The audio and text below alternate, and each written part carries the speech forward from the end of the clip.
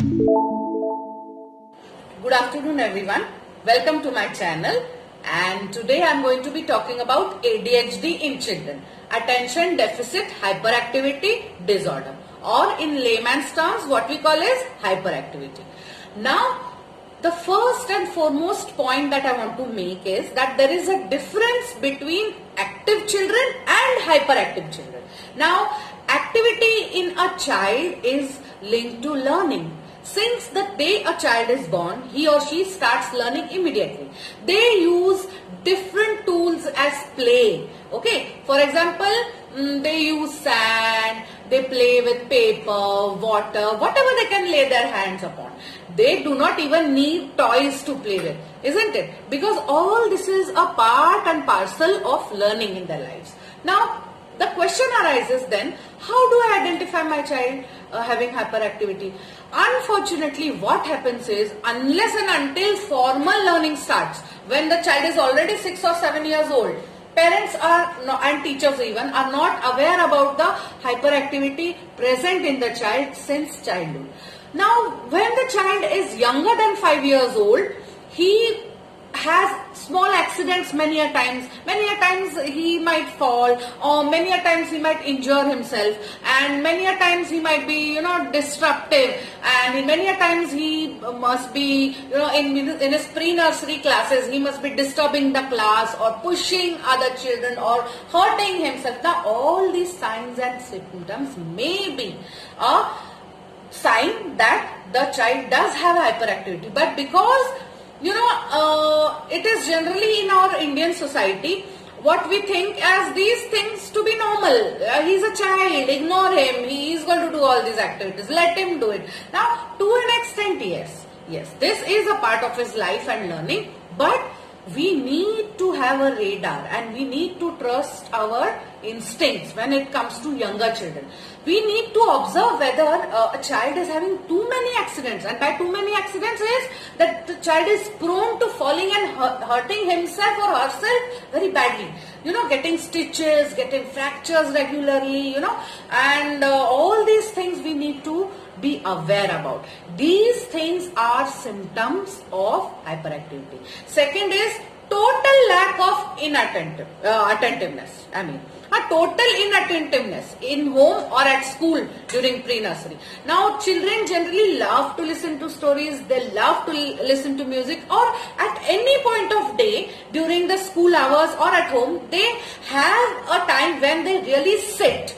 Or they calm themselves. If you observe the children properly, you will notice that there are times when the child really is introspecting.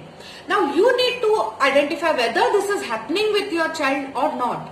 Now some parents and teachers also tell me that some children are extremely active and they start their day by jumping out of the bed, and the day goes on and on and on. In the night they just fall or throw themselves on the bed and they are asleep.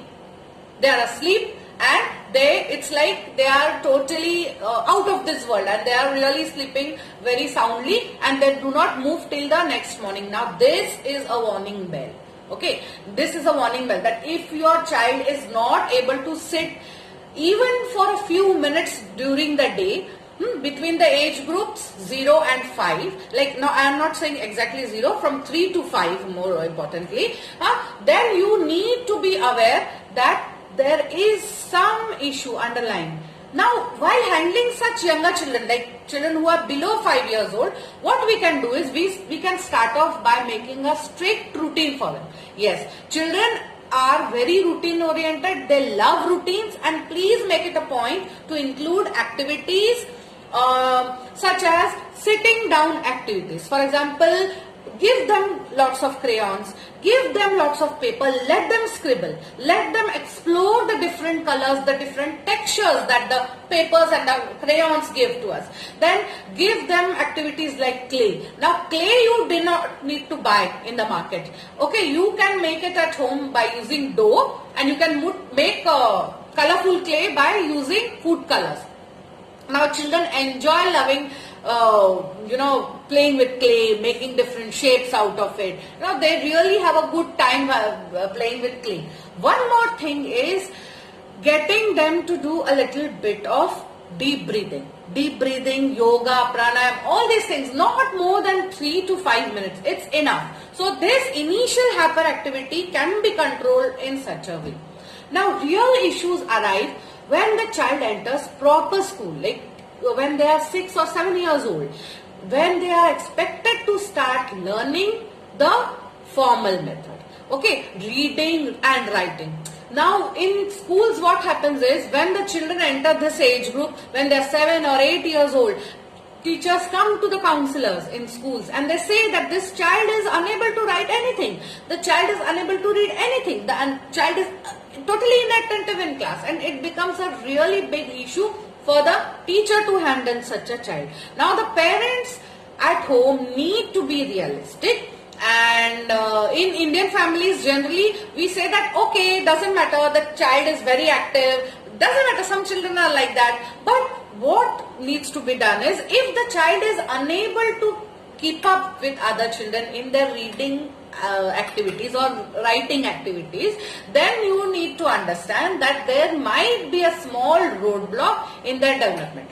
Now when these children go to higher classes, like when they are above 10 years old, they are 12 or they are teenagers, what happens is, till then they are already lagging behind academically. They are not doing well in school. Teachers are complaining. They are not getting good marks. Their notebooks are covered with red marks. And what the parents generally say, oh, this child, he is not interested in learning. He doesn't like studies. He is not meant for getting degrees and going to college. He is not meant for that. She is not meant for that. No.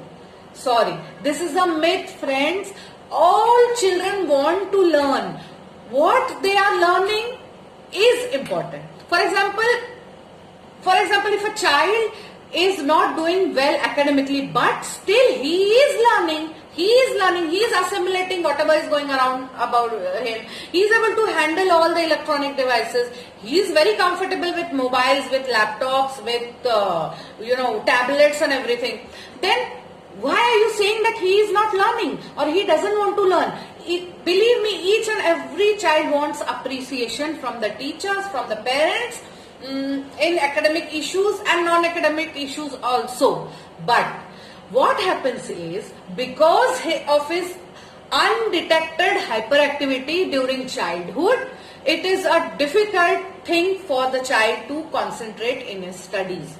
Now, for this, first of all, as I said, we need to be aware when the child is young itself, whether the child is really having a little bit of problem of hyperactivity. And for this, the symptoms, as I told you, is inattentiveness and unable to sit for, even a few minutes at one position, unable to complete whatever task the child has begun. All these three things.